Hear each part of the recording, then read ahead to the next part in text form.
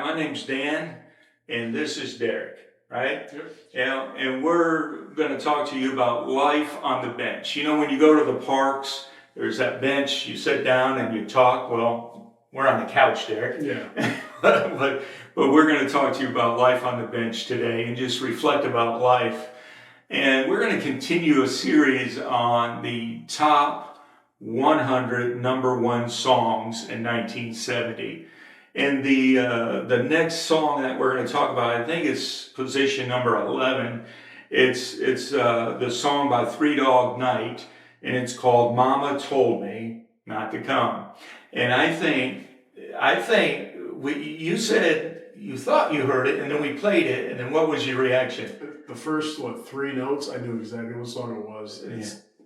You've heard it. Yes, of course. Yeah. Of course, you weren't born in 1970 either. No, you weren't. 10 years later, but yeah. I still heard that song.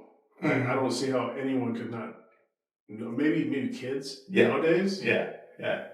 But it has a nice rhythm to it. It does. It has some really good guitar, you know, and I think even the lyrics to it, I think it makes fun. It's a fun song, not makes fun. Well, it makes fun of naive young boys who go to parties. Satire on it? Yeah, it's a very satirical song making fun of naive boys going to a party who feel very uncomfortable. You ever been to a party when you were a kid? Not very many. I think maybe one or two. Yeah. When I was a younger private, I guess barracks parties. Yeah. That really wasn't a party. It was just getting drunk and going to sleep early or late. And throwing up in the morning after running 2 miles. Oh yeah. Never good. Of course, if you were in Germany, you weren't never in Germany. Yeah. But we go running in Germany, and you're running, between all these fields, and you smell the fertilizer. Can you imagine getting drunk the night before and smelling the fertilizer? See, I think that's something that I think I missed out on in my Army career, because I went straight from 1st Cav to 160th. So I didn't go to Korea. I didn't go to Germany. Yeah. And those running stories, especially Korea, smelling kimchi, coming out of the pores of guys as they're running, Yeah. The song was written by Randy Newman in 1966, the year I was born, and became a hit when Three Dog Night recorded it in 1970. It reached the number one on the Billboard Hot 100, becoming the group's first chart-topping single. And it musically blends rock and R&B. And the song is really a story, a funny story about a young boy at a party who feels very uncomfortable. My mama told me not to do this sort of thing. Yeah. Now, did you listen to your mama a lot when she gave you advice, or your dad, or who was the one that gave you sage advice growing up? They both did, more so my mom. Mm-hmm. I think though everyone is kind of they grows up with a moral compass that you kind of absorb from the people that you live with. And people that get into situations that they know they shouldn't be in. Right. And that's the story of the song. Yeah. I mean, everyone's been there. Yeah. They're like, I don't think I should be at this party, or I don't think I should be out at this, at this spot. Or, I don't think I should be doing this. Yeah. I remember as a 15-year-old, I think I went to a party at this house, and very same thing. The song is told from a perspective of a naive young man who attends a wild party and quickly gets overwhelmed. And I think that was me when I was 15. Go ahead. What were you going to say? I just remembered. What was that, man? Oh my God. You're what? That must be a good memory coming to mind. Yes, like I said, 1 or 2 parties during high school, maybe. After I graduated, before I went to basic training, there was a New Year's Eve party that I went to in Chicago. It was a college party. And there was alcohol, and I got stinging. Yeah. I should have went to that party. You should have went to it. Yeah. So that's what this song's about. It's very funny. It's a very fun song to listen to, and not only that, but the guitar, the rhythm, and all that. It's really neat to listen to in the sense. Some of the core themes are culture shock and naiveness. The guy, the story goes, and this guy's not very emotionally mature, morally or socially prepared for what's in the song or in his experience. Yeah. You know, open the window, let it breathe in here. You know, so it's like you said. You know, you get the moral compass from the family of origin, your mom and dad, and all that. And there's a contrast here in this song between home values and the party culture, you know. And it's the song is kind of exaggerated for the comedic effect of the listener, you know. So there's a lot of there's a theme of moral boundaries here. Mama Told Me Not to Come symbolizes the internal conflict that we have in the voice of our conscience. And the story, he's very uncomfortable. I guess my conscience came into play at that party because I was getting drunk and I was telling people that I was a sergeant in the Army already. I hadn't even gone through basic. He just let me go on. Yeah. But then my buddy, he was thrown up in like this sink. Yeah. Like basement. Yeah. And the basement floor was red. Oh. It was like painted red. Oh, okay. Yeah. Right?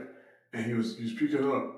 And then he kind of slipped. And I thought he hit his head on the those like basement sinks. And I thought he hit his head on it and it was just wet. But it was red and I thought it was blood. And that's where I was like, oh my God. You were drunk? Yeah. I thought I was going to jail. Yeah, you know what liquor does and drink does for you? It lowers the standards. Yeah. You know, it lowers the morals. And I remember as a kid, you know, when my mother got married at the wedding, I won't tell you what I had to drink because my grandkids may watch this, but I did get a little tipsy, and you know, I was 15 years old, man. I was flirting with one of the young ladies there, and really, it was my mother's wedding. You know, we were celebrating the wedding, and it really, when you get in that kind of culture, it lowers your inhibitions. Yeah. I mean, you tend to do things that you wouldn't do if you were sober. You know, definitely. Yeah. So, and then there's a lot of social commentary in the song too. It critiques excess. It critiques hedonism. Substance use and peer pressure. So I think it's a good song. It's humorous take on the 1960s lifestyle without condemning individuals. You know, So I like the song. Let's look at some of the lyrics here. That ain't the way to have fun, son. That's part of the lyric. That ain't the way to have fun, son. You know, the refrain challenges the assumptions that pleasure equals fun. Not necessarily so. And it implies that not all culturally accepted activities are good and truly enjoyable. Now, there are a lot of people though that think that they can't have fun without alcohol or without doing something. Yeah. Like you can have fun without any of that. Yeah. The lyric, open the window, let some air into this room, symbolizes the call for clarity, rational thinking, escape from moral fog.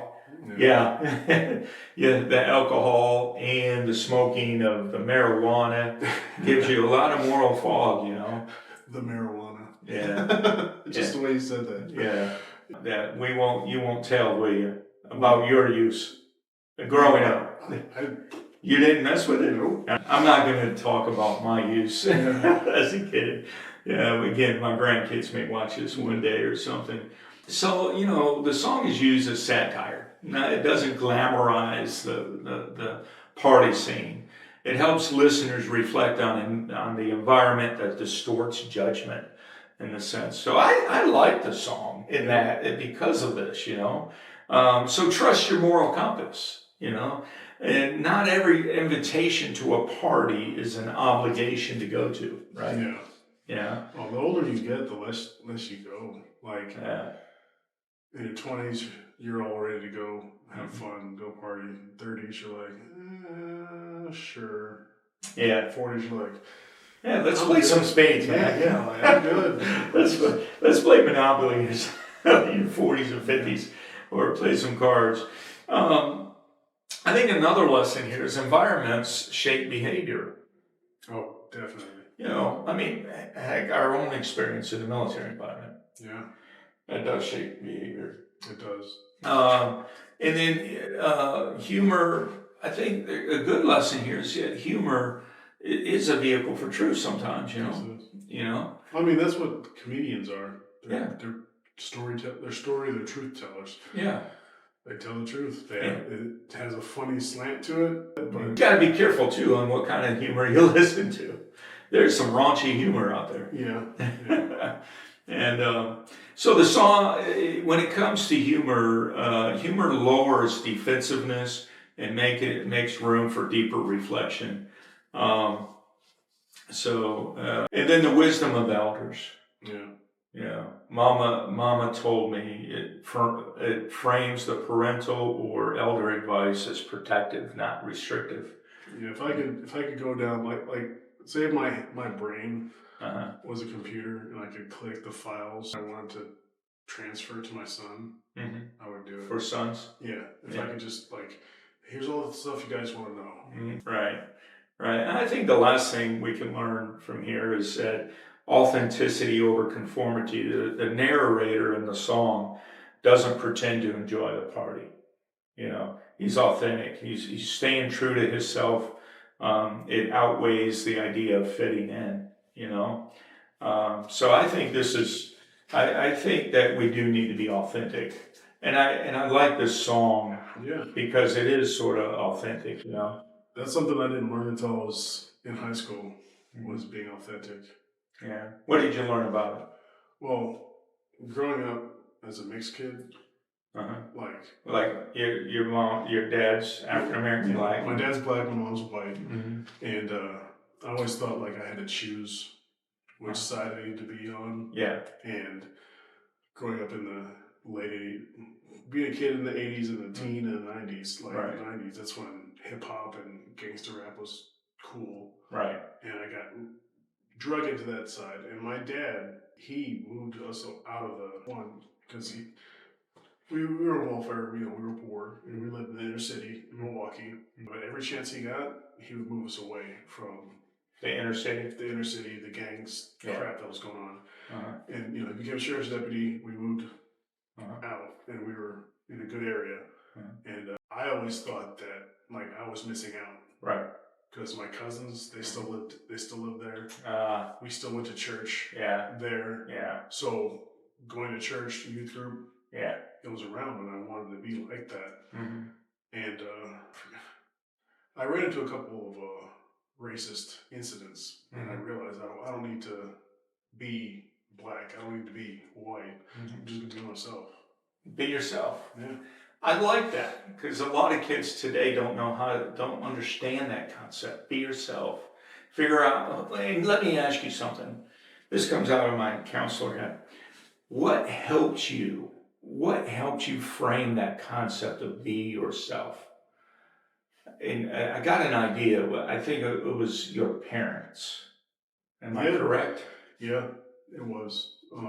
Like I said, I was trying to find the side of myself that I wanted to be. And my dad saw it, and he was just like, what are you doing? We're not around that because I didn't want you to be a part of that culture. It's like that culture is kind of destructive. Right. Don't do that. He wasn't saying the black culture was destructive. He was just saying the music genre was being destructive. The music and the gang culture. So not necessarily the black culture, but the gang culture of that. Yeah. So. Yeah. Hey, and you got that in the white culture too. Oh, yeah. You got some really bad gangs, and you got. I mean, it's just for me. I think it's all about the human condition. And now I'm about to go into a different slant, and we better just stop it from here. Okay. Yeah, but I do want to say thank you, Derek, for bringing your perspective into this conversation. Yeah, from your experiences into this conversation.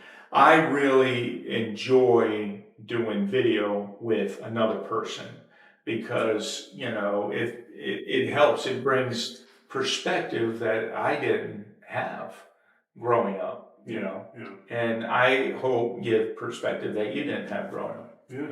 But I think both of us grew up in the poor side of things at times. So I think, Derek, before we get any deeper, I think we just need to end this session now at Life on the Bench. We enjoy you visiting us. If you like us, please subscribe to our channel, Life on the Bench, and the Pathfinder Media Group. Thank you so much for being with us. We'll see you next week.